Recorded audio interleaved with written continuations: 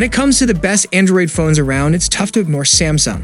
For all the effort companies like Google and OnePlus put into their respective devices, no one puts out hardware that matches the refinement offered by various Galaxy phones.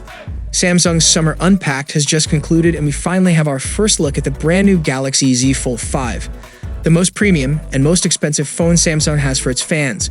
But the Z Fold series is not the only top-tier Samsung has to sell. On a different side of the board, there's the Galaxy S23 Ultra, a camera-centric, S-Pen-toting beast of a smartphone that has its own pros and not a lot of cons. If you're after the most powerful Samsung smartphones currently available, you have two choices: the Galaxy S23 Ultra or the brand new Galaxy Fold 5. Both phones offer high-end experiences, combining powerful hardware and excellent displays into one shiny package. Just one big difference separates the two devices: a hinge. So it's fair to ask the question, if you want a premium Samsung smartphone, you get the more familiar Galaxy S23 Ultra or go all out for a crazy foldable? If you're curious whether a foldable is right for you or if you should stick to standard slab phones, you are at the right place. In this video, I'm going to compare both the devices, so it might be easy for you to choose one of them. Regarding design, it's one of the most subjective aspects of this comparison. I prefer the sleek look and feel of the Galaxy S23 Ultra. It's a phone that doesn't just stand up to Apple's fit and finish, but far surpasses it. The Fold 5, like other foldables for it, can't help but feel a little ramshackle at times. The moving parts feel sturdy in your hand, but the plastic screen protector laid over the interior display has always felt cheap to my touch. Look, obviously the Galaxy Fold 5 will have the more radical design here, with a large 7.6-inch screen on the inside that allows you to use 3 apps at the same time, somewhat comfortably. On the other hand, it will be chunky when folded, and the external screen will have the super tall aspect ratio of 23:9. So ergonomics when trying to use it as a normal phone won't be ideal, not when fitting it in a pocket, and not when dual thumb typing on it. If you want to use an S Pen to a Z Fold phone, you can, with the caveat that it's a separate purchase and the phone doesn't have a silo for the stylus. So you're tacking on an S Pen holder to increase that bulky size. That said, the move to a new gapeless hinge has helped a lot, and the Fold 5 does feel closer to the premium feel offered by Samsung's S-series phones. It's best to try out a foldable in person, especially if you've never used one before.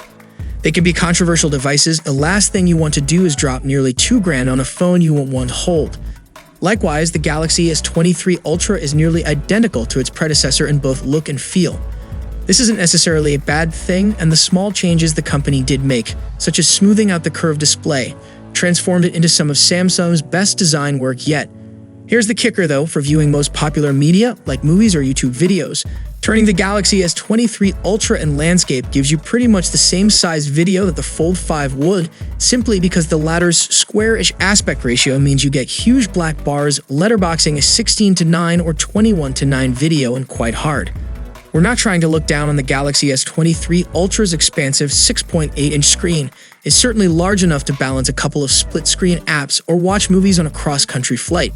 But it pales in comparison to the 7.6-inch panel you'll find on the foldable.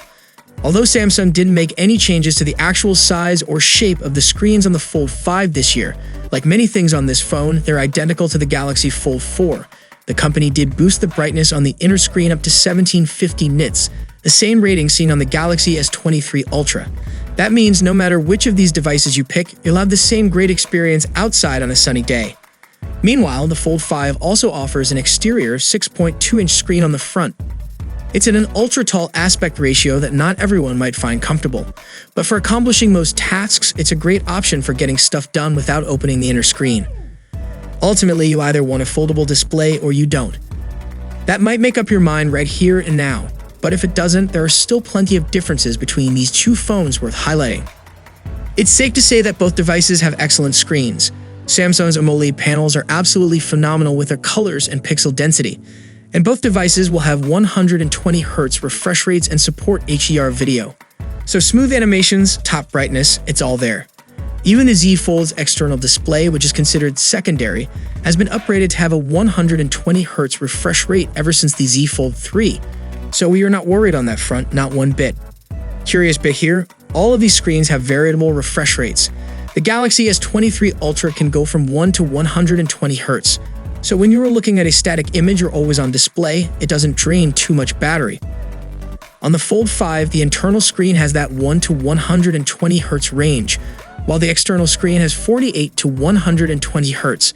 That's kind of funny, considering it's that external screen that will be showing an always-on clock most of the time, but we guess tech and space constraints came in play.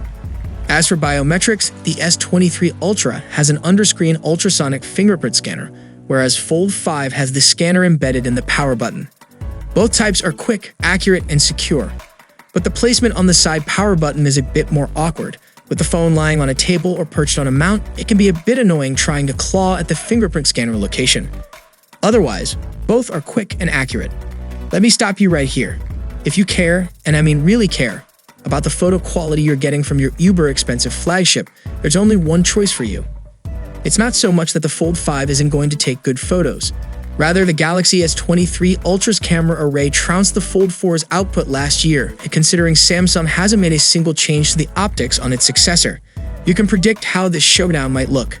In a way, the lack of new camera hardware on the Fold 5 is a good thing.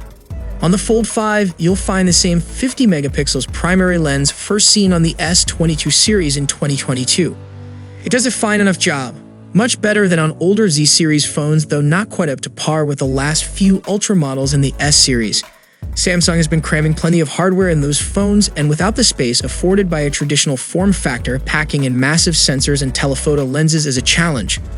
Last year's Fold 4 fared well enough regarding battery performance, but the move to a Snapdragon 8 Gen 2 could deliver some unexpected efficiency.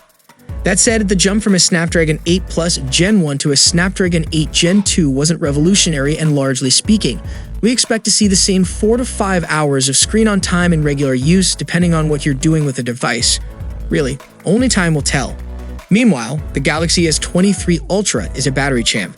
While it can't quite measure up to something as impressive as the OnePlus 11, it can reach 7 to 8 hours of screen-on time on a single charge.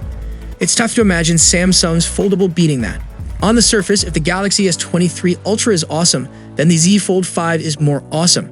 There are a couple of things to consider. Obviously, the price is hard to just ignore. And then there are the ergonomic inconveniences it will present when you are just trying to use it as an on-the-move phone. When it comes to doing stuff, aside from photography, the Z Fold 5 should be able to do everything the S23 Ultra can, while the same can't be said vice versa. You just have more screen real estate to play with, and that's not something you can simply add with a software upgrade. If you factor in the camera, well, the choice becomes balanced again, since the Galaxy S23 Ultra still has more toys in its camera box. So you need to make a call. Camera-centric Chocobar phone, a familiar shape, or a big screen jewel of mobile technology? Let us know your valuable thoughts below, and if you enjoyed the video, then a sub to the channel will be massive. See you in the next one. Peace out.